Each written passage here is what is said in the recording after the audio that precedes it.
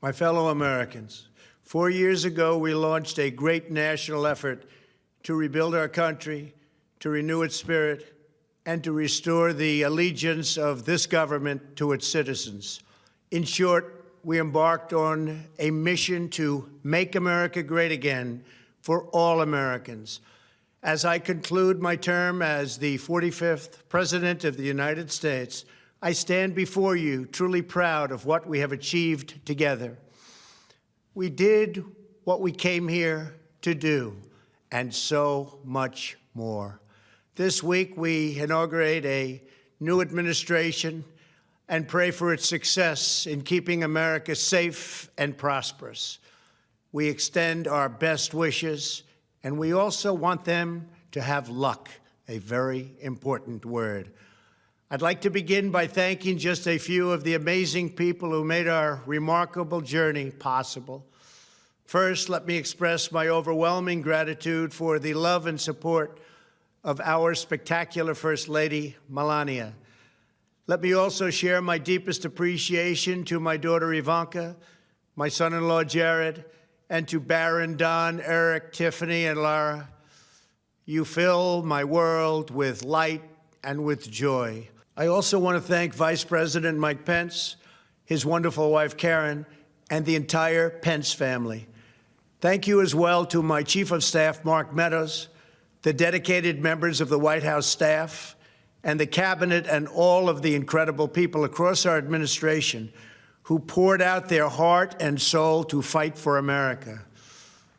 I also want to take a moment to thank a truly exceptional group of people, the United States Secret Service. My family and I will forever be in your debt. My profound gratitude as well to everyone in the White House Military Office, the teams of Marine One and Air Force One, every member of the armed forces, and state and local law enforcement all across our country. Most of all, I want to thank the American people. To serve as your president has been an honor beyond description. Thank you for this extraordinary privilege, and that's what it is, a great privilege and a great honor. We must never forget that while Americans will always have our disagreements, we are a nation of incredible, decent, faithful, and peace-loving citizens who all want our country to thrive and flourish and be very, very successful and good. We are a truly magnificent nation. All Americans were horrified by the assault on our Capitol. Political violence is an attack on everything we cherish as Americans. It can never be tolerated. Now more than ever, we must unify around our shared values and rise above the partisan rancor and forge our common destiny. 4 years ago, I came to Washington as the only true outsider ever to win the presidency. I had not spent my career as a politician, but as a builder looking at open skylines and imagining infinite possibilities. I ran for president because I knew there were towering new summits for America just waiting to be scaled. I knew the potential for our nation was boundless as long as we put America first. So I left behind my former life and stepped into a very difficult arena, but an arena nevertheless with all sorts of potential if properly done. America had given me so much, and I wanted to give something back. Together with millions of hardworking patriots across this land, we built the greatest political movement in the history of our country. We also built the greatest economy in the history of the world. It was about America first because we all wanted to make America great again. We restored the principle that a nation exists to serve its citizens. Our agenda was not about right or left. It wasn't about Republican or Democrat, but about the good of a nation, and that means the whole nation.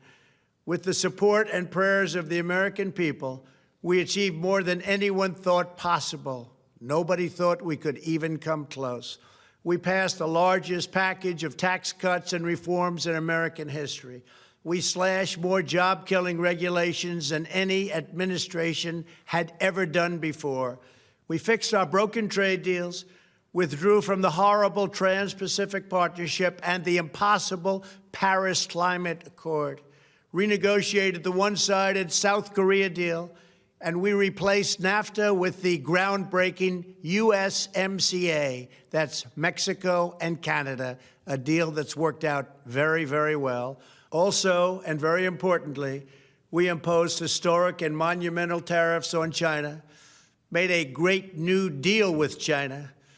But before the ink was even dry, we and the whole world got hit with the China virus. Our trade relationship was rapidly changing. Billions and billions of dollars were pouring into the U.S., but the virus forced us to go in a different direction. The whole world suffered, but America outperformed other countries economically because of our incredible economy and the economy that we built. Without the foundations and footings, it wouldn't have worked out this way. We wouldn't have some of the best numbers we've ever had. We also unlocked our energy resources and became the world's #1 producer of oil and natural gas, by far. Powered by these policies, we built the greatest economy in the history of the world. We reignited America's job creation and achieved record low unemployment for African Americans, Hispanic Americans, Asian Americans, women, almost everyone. Income soared, wages boomed, the American dream was restored, and millions were lifted from poverty in just a few short years. It was a miracle. Stock market set one record after another, with 148 stock market highs during this short period of time, and boosted the retirements and pensions of hardworking citizens all across our nation. 401ks are at a level they've never been at before. We've never seen numbers like we've seen, and that's before the pandemic and after the pandemic. We rebuilt the American manufacturing base, opened up thousands of new factories, and brought back the beautiful phrase, "Made in the USA." To make life better for working families, we doubled the child tax credit and signed the largest ever expansion of funding for child care and development. We joined with the private sector to secure commitments to train more than 16 million American workers for the jobs of tomorrow. When our nation was hit with the terrible pandemic, we produced not one, but 2 vaccines with record-breaking speed, and more will quickly follow. They said it couldn't be done, but we did it. They called it a medical miracle, and that's what they're calling it right now, a medical miracle. Another administration would have taken 3, 4, 5, maybe even up to 10 years to develop a vaccine. We did it in 9 months. We grieve for every life lost, and we pledge in their memory to wipe out this horrible pandemic once and for all. When the virus took its brutal toll on the world's economy, we launched the fastest economic recovery our country has ever seen. We passed nearly $4 trillion in economic relief, saved or supported over 50 million jobs, and slashed the unemployment rate in half. These are numbers that our country has never seen before. We created choice and transparency in health care, stood up to Big Pharma in so many ways, but especially in our effort to get favored nations clauses added, which will give us the lowest prescription drug prices anywhere in the world. We passed VA choice, VA accountability, right to try, and landmark criminal justice reform. We confirmed 3 new justices of the United States Supreme Court. We appointed nearly 300 federal judges to interpret our Constitution as written. For years, the American people pleaded with Washington to finally secure the nation's borders. I am pleased to say we answered that plea and achieved the most secure border in U.S. history. We have given our brave border agents and heroic ICE officers the tools they need to do their jobs better than they have ever done before, and to enforce our laws and keep America safe. We proudly leave the next administration with the strongest and most robust border security measures ever put into place. This includes historic agreements with Mexico, Guatemala, Honduras, and El Salvador, along with more than 450 miles of powerful new wall. We restored American strength at home and American leadership abroad. The world respects us again. Please don't lose that respect. We reclaimed our sovereignty by standing up for America at the United Nations and withdrawing from the one-sided global deals that never served our interest. And NATO countries are now paying hundreds of billions of dollars more than when I arrived just a few years ago. It was very unfair. We were paying the cost for the world. Now the world is helping us. And perhaps most importantly of all, with nearly $3 trillion, we fully rebuilt the American military, all made in the USA. We launched the first new branch of the United States Armed Forces in 75 years, the Space Force. And last spring, I stood at Kennedy Space Center in Florida and watched as American astronauts returned to space on American rockets for the first time in many, many years. We revitalized our alliances and rallied the nations of the world to stand up to China like never before. We obliterated the ISIS caliphate and ended the wretched life of its founder and leader, al-Baghdadi. We stood up to the oppressive Iranian regime and killed the world's top terrorist, Iranian butcher Qasem Soleimani. We recognized Jerusalem as the capital of Israel and recognized Israeli sovereignty over the Golan Heights. As a result of our bold diplomacy and principled realism, we achieved a series of historic peace deals in the Middle East. Nobody believed it could happen. The Abraham Accords opened the doors to a future of peace and harmony, not violence and bloodshed. It is the dawn of a new Middle East, and we are bringing our soldiers home. I am especially proud to be the first president in decades who has started no new wars. Above all, we have reasserted the sacred idea that in America, the government answers to the people.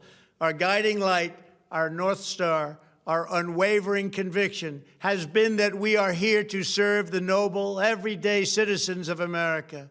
Our allegiance is not to the special interests, corporations, or global entities. It's to our children, our citizens, and to our nation itself. As president, my top priority, my constant concern, has always been the best interests of American workers and American families. I did not seek the easiest course. By far, it was actually the most difficult. I did not seek the path that would get the least criticism. I took on the tough battles, the hardest fights, the most difficult choices, because that's what you elected me to do. Your needs were my first and last unyielding focus. This, I hope, will be our greatest legacy. Together, we put the American people back in charge of our country. We restored self-government. We restored the idea that in America, no one is forgotten because everyone matters and everyone has a voice. We fought for the principle that every citizen is entitled to equal dignity, equal treatment, and equal rights, because we are all made equal by God. Everyone is entitled to be treated with respect, to have their voice heard, and to have their government listen. You are loyal to your country, and my administration was always loyal to you. We worked to build a country in which every citizen could find a great job and support their wonderful families. We fought for the communities where every American could be safe and schools where every child could learn. We promoted a culture where our laws would be upheld, our heroes honored, our history preserved, and law-abiding citizens are never taken for granted. Americans should take tremendous satisfaction in all that we have achieved together. It's incredible. Now, as I leave the White House, I have been reflecting on the dangers that threaten the priceless inheritance we all share. As the world's most powerful nation, America faces constant threats and challenges from abroad. But the greatest danger we face is a loss of confidence in ourselves, a loss of confidence in our national greatness. A nation is only as strong as its spirit. We are only as dynamic as our pride. We are only as vibrant as the faith that beats in the hearts of our people. No nation can long thrive that loses faith in its own values, history, and heroes, for these are the very sources of our unity and our vitality. What has always allowed America to prevail and triumph over the great challenges of the past has been an unyielding and unashamed conviction in the nobility of our country and its unique purpose in history. We must never lose this conviction. We must never forsake our belief in America. The key to national greatness lies in sustaining and instilling our shared national identity. That means focusing on what we have in common, the heritage that we all share. At the center of this heritage is also a robust belief in free expression, free speech, and open debate. Only if we forget who we are and how we got here could we ever allow political censorship and blacklisting to take place in America. It's not even thinkable.